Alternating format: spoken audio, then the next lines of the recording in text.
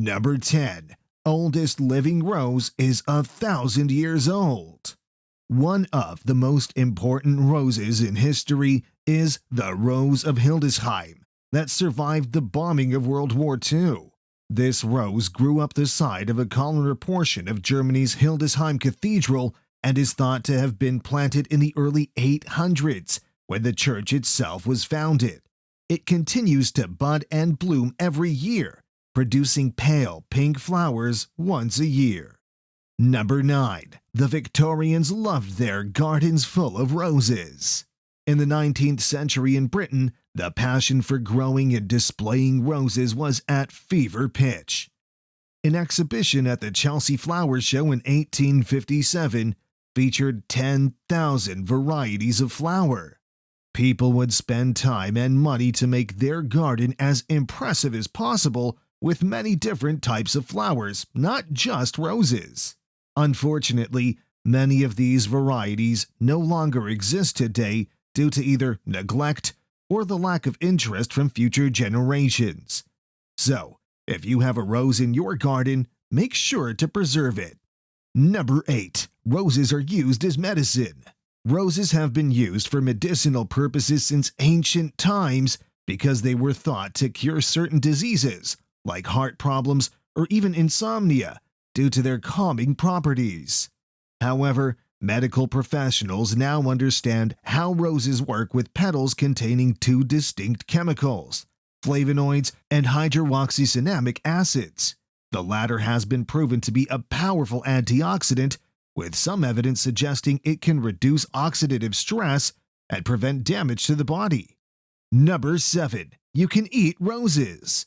The roses in your garden actually have more in common with vegetables than they do with flowers, because roses are technically considered fruit of the rose plant.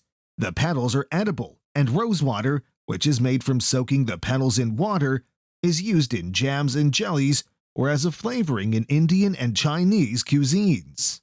Number 6. Over 100 varieties of rose. There are over 100 varieties of roses that belong to the genus Rosa, which is Latin for dew. A rose named after this feature was first discovered in China and cultivated by French missionaries as early as 1688, before eventually traveling back to Europe, where it became popular with the aristocrats who use it extensively in their gardens.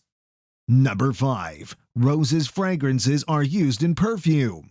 Some roses are as fragrant as they look, but it all depends on the type of rose and how much care goes into growing them.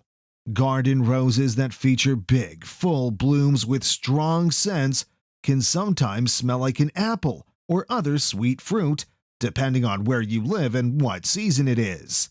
But there are also roses known as scentless roses because their petals have no detectable aroma at all.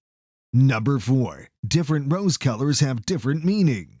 We all know that red roses are usually gifted to show love and romance, but ever thought of what the other colors mean? No? All right. Pink roses convey elegance and grace. Yellow roses represent friendship and cheer. White roses signify sympathy, which is why we often see them at funerals, but they can also represent purity and innocence. Orange roses express enthusiasm and could be used in congratulatory bouquets. Now, we hope you don't spend hours trying to figure out what rose color to pick for the next event. Number 3. You can grow roses without fertilizers or pesticides. You might think such luxurious flowers might need a lot of care, but many people argue that using such products can decrease a plant's resistance to pests and diseases. If you plan on planting a rose bush in your garden, be sure to research the best type of soil and location for it to grow happily. The good news is that if you know how these insects or critters can damage a flower, there are a number of easy remedies that don't involve using harsh chemicals. Number 2. How roses got their name. Ever wonder where roses got their name from? It actually dates back thousands of years and comes from an ancient Persian word called rokh, which meant the color red. This was later changed to rosa by Roman slave traders who brought roses back home with them after conquering Persia. A few hundred years later, French aristocrats began calling roses rosiers as a result of this practice too. Number 1. Roses have been cultivated for over 5,000 years. You may be surprised to learn that roses were first domesticated in China around 2640 BC.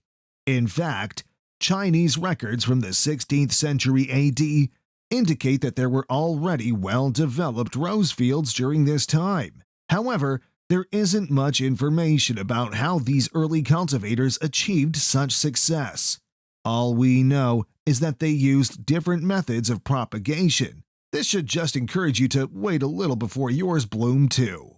This is the end of today's video. Do you know any more secrets about roses? Don't forget to share your thoughts in the comments section below. We'll see you in the next one.